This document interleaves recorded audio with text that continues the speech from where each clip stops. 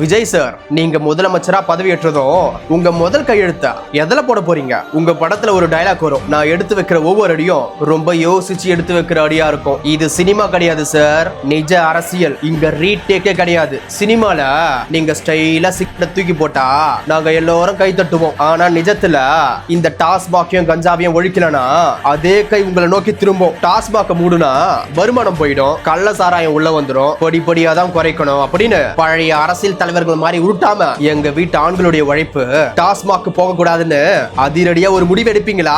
கஞ்சா விக்கிறவனை பார்த்து மக்களுக்கு பயம் வரக்கூடாது சார். இந்த கஞ்சா விக்கிறவன் தான் சட்டத்தை பார்த்து பயப்படணும். இந்த இல்லீகல் ஆக்டிவிட்டிஸ் பண்றவங்க பயப்படுற மாதிரி கடுமையான சட்டங்களை கொண்டு வரதுக்கு உங்க கையெழுத்து இருக்குமா? வீட்டுக்கு வெளியில போற பெண்களுக்கு தான் பாதுகாப்பு இல்லைன்னு பார்த்தா வீட்டுக்குள்ள இருக்கிற பெண்களுக்கும் இன்னைக்கு பாதுகாப்பு இல்லாம போயிடுச்சே.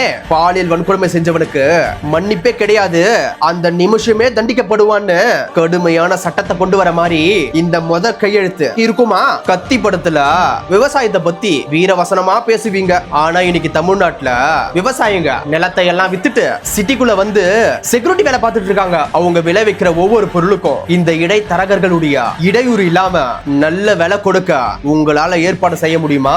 நம்ம தமிழ்நாட்டு இளைஞர்கள் விவசாயத்தை நோக்கி வர உங்களால வழி செய்ய முடியுமா?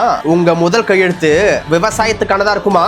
சர்க்கார் படத்துல ஒரு விரல் புரட்சின்னு சொன்னீங்க. இன்னைக்கு தமிழ்நாட்டுல அதுதான் நடந்திருக்கு. அந்த விரல்ல மை வச்ச ஒவ்வொரு மக்களும் உங்ககிட்ட கேக்குறது இலவச மிக்சியோ கிரைண்டரோ இல்ல, தரமான கல்வியும் அந்த கல்விக்கேத்த நல்ல சம்பளத்தோட வேலையும் தான். காசு கொடுத்தாதான் நல்ல கல்வி கிடைக்கும்ன்ற நிலைமை மாறி ஒவ்வொரு அரசு பள்ளியையும் இந்த பிரைவேட் ஸ்கூலை விட ஏதோ இன்டர்நேஷனல் ஸ்கூல்னு சொல்றாங்களே, கல்வி தரத்திலையும் வசதியிலையும் உயர்த்தி காமிக்க முடியுமா?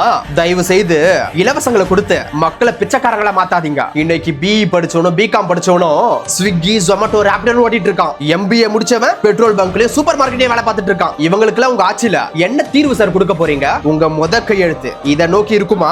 விஜய் சார், நீங்க படத்துல லஞ்சம் வாங்குற அதிகாரிகளை தட்டி தூக்குவீங்க. ஆனா யதார்த்தம் வேற சார். பிறந்த குழந்தைக்கு பர்த் சர்டிபிகேட் வாங்குறதுல இருந்து செத்து போற தாத்தாக்கு டெத் சர்டிபிகேட் வாங்குற வரைக்கும், அதுவும் இந்த காவல்துறையில இருக்கிற லஞ்சத்தை சொல்லவே வேணாம். கஷ்டப்பட்டு படிச்சு முடிச்ச பசங்க அரசாங்க வேலைக்கு போனோம்னா அதுக்கும் ஒரு தனி ரேட்டு. லஞ்சம் வாங்குறவன் யாரா இருந்தாலும் சரி, என் அரசாங்கத்துல அவனுக்கு இடையிலன்னு சொல்லி இந்த லஞ்ச ஒழிப்புக்கு உங்க கையெழுத்த போடுவீங்களா? விஜய் சார், நீங்க சினிமால ஒரு நடிகனா ஒரு ஹீரோவா சாதிச்சிட்டீங்க. நீங்க ஒரு முதலமைச்சரா ஜெயிக்கணும்னா உங்களை நம்பி ஓட்டு போட்ட அந்த ஏழை மக்களுடைய கண்ணீரை நீங்க துடைக்கணும். மக்கள் உங்களை ஆசையா பாக்குறாங்க, அதே சமயத்துல உங்களை உன்னிப்பா கவனிக்கிறாங்க. உங்க கையெழுத்து தமிழ்நாட்டோட இருட்ட நீக்க போகுதா இல்ல காகிதத்துல விழுந்த வெறும் மையா இருக்க போகுதா? நீங்க போடுற ஒவ்வொரு கையெழுத்தும் தமிழர்களுடைய தலையெழுத்த மாத்திரதா இருக்கட்டும்.